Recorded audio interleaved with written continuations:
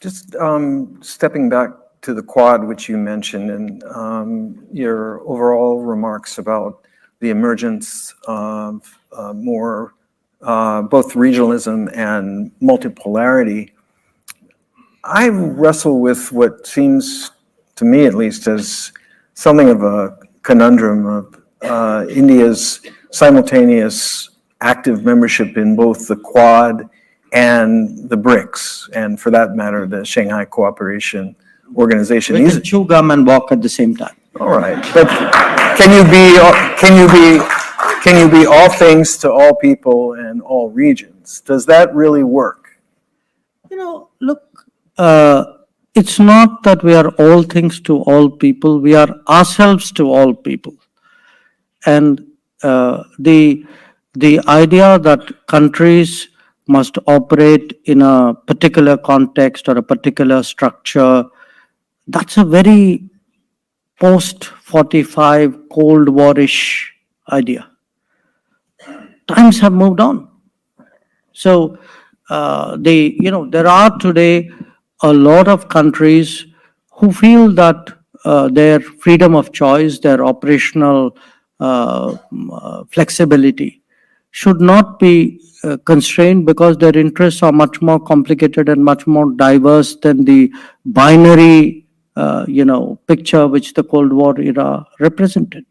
So, certainly this, what I say applies to India, but look at the BRICS. You have today countries like UAE or Egypt or Saudi Arabia.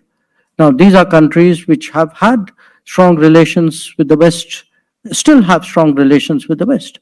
So it's not like by being in the BRICS or being in SCO, you are necessarily sort of turning your back on your other relationships. I think it is that ability to operate in multiple contexts and multiple spaces, and that to me is a characteristic of the current era.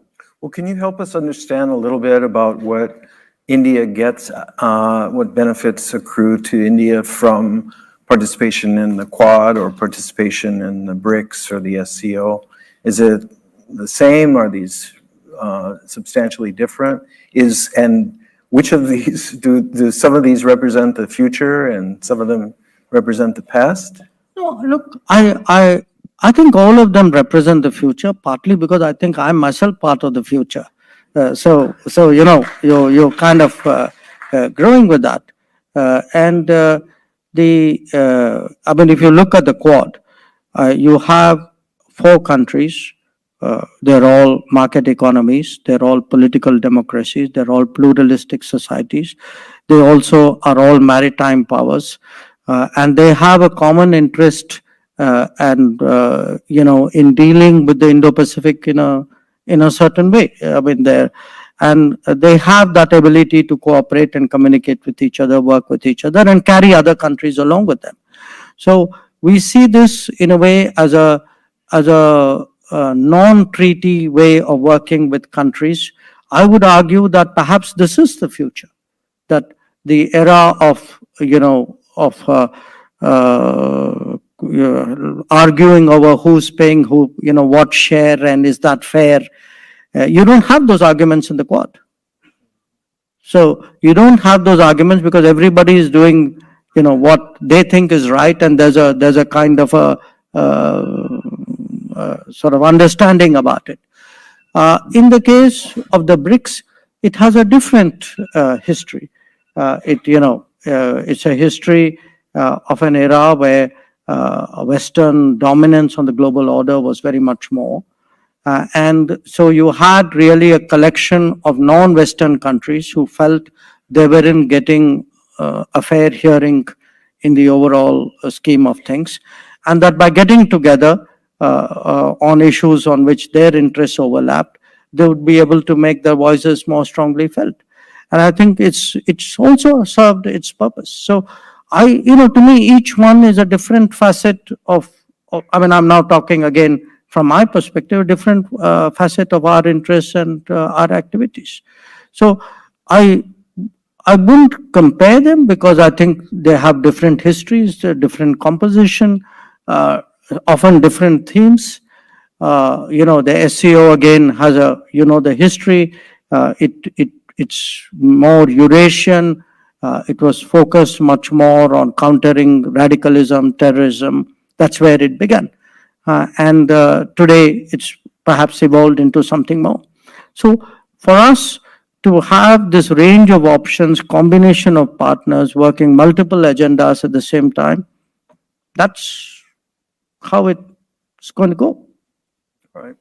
Good answer. Thank you. And I think I heard one group put in the future tense and the other put in the past tense, but I won't hold you on that. So speaking of borders, India has obviously a very, very acute border problem with China. I've been reading and hearing pretty encouraging things. You yourself said recently something to the effect of you assessed progress in disengagement at the sort of 75% mark.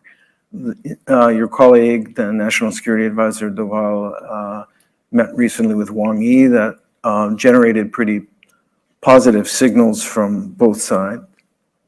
At the same time, it's not much of a secret that India, shall we say, has a China problem. And so I wonder if you would give us some sense of what you see the prospects are for progress in the Sino-Indian relationship.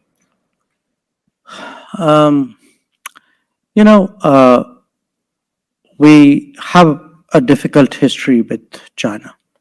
A history which included a conflict in 1962. It took us 14 years thereafter to send back to ambassadors. And it took another 12 years after that really to come to some kind of modus vivendi. And that happened in 1988. And the basis of that was that we would develop a relationship ensuring that there is peace and tranquility on the border and on the border areas, because the border is not agreed to. The entire border, which is about 3,500 kilometers, is disputed.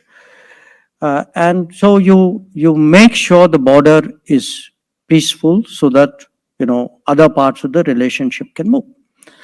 Now, to make sure the border was peaceful, you had a series of agreements in 93, in 96, in 2005, 2006, 2012. So each one of these agreements went into greater and greater detail on how to ensure that the border remained peaceful and stable. Now, the problem was in 2020,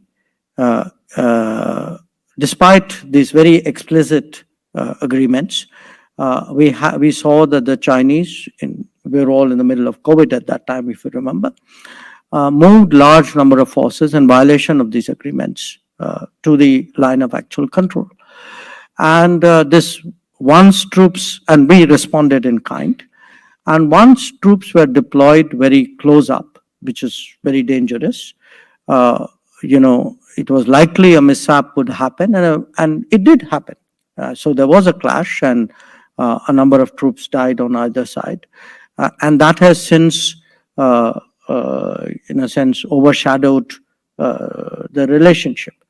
So until we are able to restore peace and tranquility on the border and ensure that the agreements which we have signed up to are adhered, it's obviously difficult to carry on with the rest of the relationship.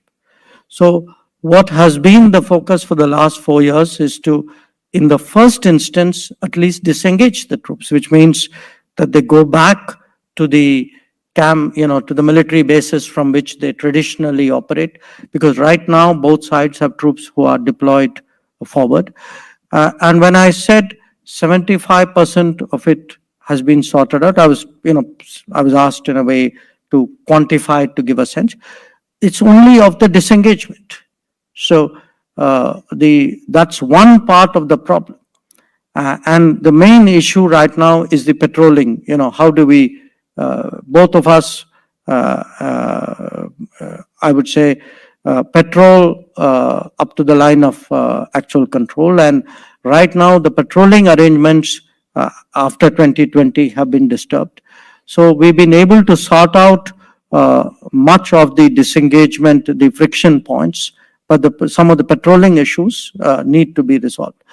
But once we deal with the disengagement, there is the larger issue, which is both of us have brought very large number of troops up to the border. So there is what we call the de-escalation issue. And then there is the next step is really how do you deal with the rest of the relationship? Because right now the relationship is very significantly disturbed.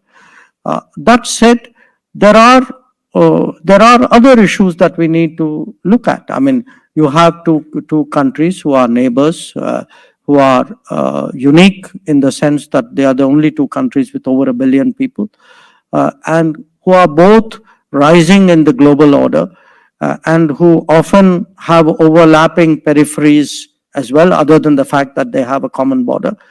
So it's very so it's really a very complicated issue. I think in the global, if you look today in global politics, the parallel rises of India and China, I would say, present a very, very unique problem. Well, it's a formidable problem. So that my timer went off, reminding me that it's important to give the audience a crack at you. We started a little bit late. You're gracious in letting us run a few minutes over. I do want to ask one more question before we invite the audience in. You've established beyond question that India is more than capable of walking and chewing gum at the same time and doing a lot more besides that. We talked about the China-India relationship. I think something that's very much on the minds of America is India's relationship with Russia. Mm-hmm. Now, we're all, I think, familiar with history, the legacy, the background to the bilateral relationship, the longstanding strong ties. You yourself described the tremendous growth and flourishing in India's partnership with the United States, as well as with others in the West. And there's just no question that there are tensions between those two trends. So can you give us just a sense of how India squares that circle, reconciles those pressures? I'd make four or five points about Russia so that people understand, what is the importance of that relationship. I mean, first of all, if you look at the map of Eurasia, there's a very simple, obvious strategic proposition there, which is you have, if you look at the big countries of the Eurasian landmass, it makes sense for those countries who don't have direct borders with each other to develop strategic relationships, which is how they serve each other's interests. And for us, our own history after independence, we've never really had anything other than a positive experience with the Soviet Union and then